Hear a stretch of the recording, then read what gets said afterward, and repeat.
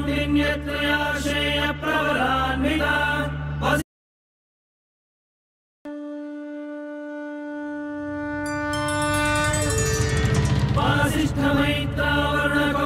वसिष्ठमैत्रावर्णकौण्डिन्यत्रयाशेय प्रवरान्विता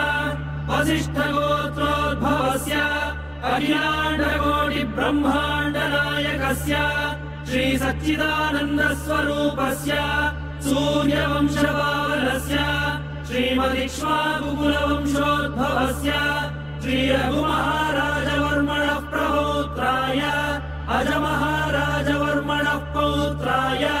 दशरथमहाराजवर्मणः पुत्राय चक्रवर्ति सार्वभौमाय श्रीमहाविष्णु अवतारभूताय भरतखण्ड आत्मस्वरूपाय श्रीपट्टाभिरामचन्द्र स्वामिने श्रीरामचन्द्रं सीता लक्ष्मण भरत शत्रुघ्न सहित सदा